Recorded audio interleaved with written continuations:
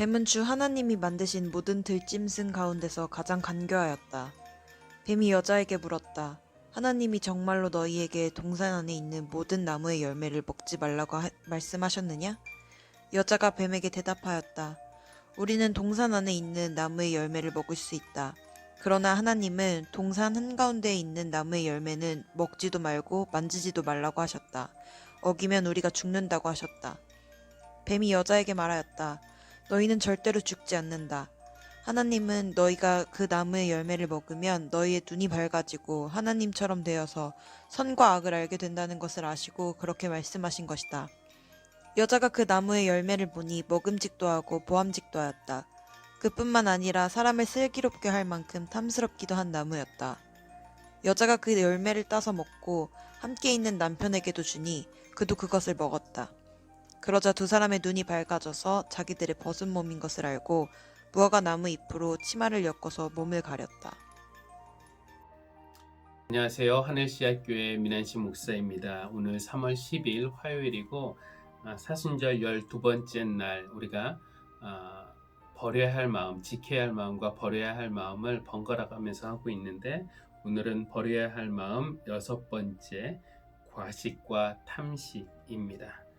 과식과 탐식도 우리가 버려야 할 마음이네요. 읽어드리겠습니다. 어떤 사람이 숲속 길을 가다가 발이 다쳐 전혀 움직이지 못하는 여우 한 마리를 보았습니다. 저런 상태로 어떻게 살 수 있을까 생각하는데 호랑이가 나타나더니 먹을 것을 전해주더랍니다. 그는 그 모습을 보고 얼른 기도드렸지요. 하나님, 저에게도 호랑이와 같은 누군가를 보내주세요. 그러자 하나님이 그에게 대답하셨습니다. 여우를 부러워하지 말고 호랑이가 되어라. 저만 그런가요? 온갖 종류의 음식이 차려져 있는 뷔페에 가면 마음이 부패해지는 듯한 느낌이 들곤 합니다. 이 음식 저 음식 보다 보면 욕심이 생겨 더 많은 것을 먹게 됩니다. 그냥 지나친 코스가 아쉽기도 하고 다른 사람이 먹고 있는 것을 보면 왠지 먹고 싶어지지요. 뷔페에서 음식을 알맞게 먹는 것은 참새가 방앗간을 지나가는 것만큼이나 어려운 일이지 싶습니다. 과식이나 폭식을 하는 것은 굶주림에 대한 두려움이 우리 안에 잠재되어 있기 때문이라고 합니다. 언제 굶게 될지 모르니 먹을 수 있을 때 많이 먹어두려는 심리 말이지요. 음식은 단지 몸과 관련된 욕구만이 아닙니다. 몸의 허기만이 아니라 마음의 허기와도 관련이 있습니다. 성경에서 말하는 죄의 기원도 먹는 것과 관련이 있습니다. 유혹을 받자 하나님이 먹지 말라고 하신 선악과가 먹음직도 하고 보암직도 하고 지혜롭게 할 만큼 탐스럽게 보입니다. 그처럼 음식은 물질적인 것이지만 정신적인 영역에 속합니다. 어떤 음식을 얼마나 어떻게 먹느냐 하는 것이 내가 어떤 존재인지를 말해줍니다. 먹는 것을 통해 아담과 하와를 넘어뜨린 사탄은 예수님에게도 같은 방식으로 다가왔습니다. 40일을 금식하신 예수께 돌로 떡을 만들어 보라고 유혹합니다. 하지만 예수님은 먹는 것보다 더 중요한 것이 있음을 선언함으로써 시험을 이기셨습니다.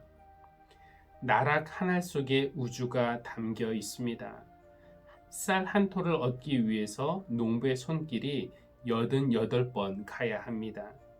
이 땅 어딘가에서 굶주리고 있는 사람을 위해 우리는 과식과 탐식을 삼가야 합니다. 우리가 호랑이가 되어야 합니다. 쌀 밑자를 보면은 팔자가 두 개가 더해진 그런 모양이라고 합니다. 그래서 88쌀을 미수라고 할 때 쌀밑자를 사용합니다. 그래서 아마 그 쌀 한 톨을 만들어내는데 농부의 손길이 88번 간다는 이야기가 거기에서 나온 것 같습니다.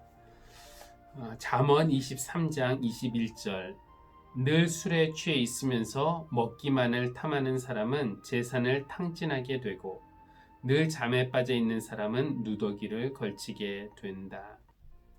기도하시겠습니다. 주님의 은총으로 나의 집과 나의 배만 채우려는 어리석은 욕심에서 벗어나게 하소서. 제게 주신 것을 아껴 사랑으로 나누는 평화의 길을 걷게 하소서. 예수님의 이름으로 기도합니다. 아멘.